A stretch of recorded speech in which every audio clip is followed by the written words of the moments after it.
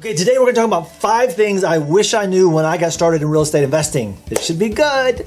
I'm Lyle Leeds with DFW Top, which stands for Design for Winners. That's you, to optimize profitability. That's what you want to do.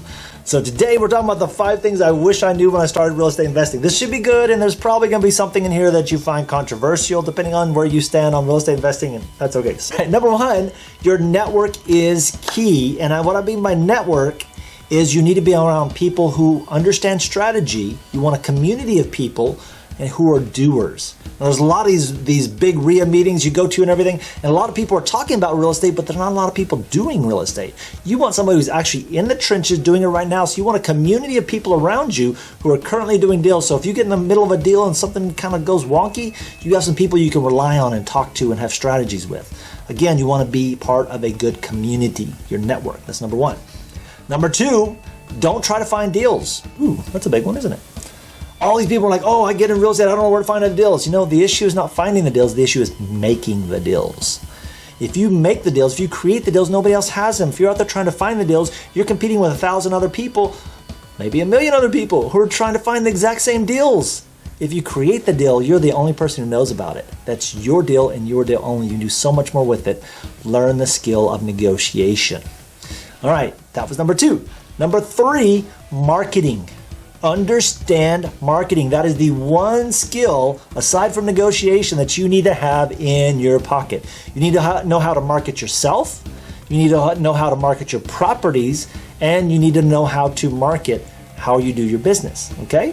So there's all those things playing into consideration when you're looking at these things. So number 1, understand you got to have a community. Number 2, understand you got to create deals. Number 3, understand you've got to understand marketing. And number 4, some people will like this, some people won't. Number 4, it takes money to make money. The catch is it doesn't have to be your money. So let me give you a quick story. One of the deals I did, I've got a 4-plex, technically it's 2 duplexes together, but anyway. I said, here's the price. The guy said, here's the price. I said, well, how about this price? And we worked it out and got to this price. And then when I went to find some money, some guy says, oh, that's how much it is? Okay, can I give you this much for it? I was like, you want to give me more than I'm asking for? Yeah, you'll probably need some money to fix some things up. Okay. How do you say no to that? Okay, so then I took this amount of money. They took this amount of money. This is what I paid for it. This is what somebody gave me. Then I renovated it, and guess what I did? I did a refi cash out. So that means I put more money in my pocket. So I put money in my pocket when I finished the deal. I put money in my pocket when I refied the deal. I still have the properties, and they're still putting money in my pocket. That's pretty cool. And all that was without any of my money. It's using someone else's money. It does take money to do business. It always does. It's either got to be your money or someone else's money. I'm going to tell you right now, it's not easy to go out there and just ask somebody, hey, can you give me money for a deal? A good deal will find money, but we're back to number 1. Understand your community. Number 2, create deals. Number 3, market those deals.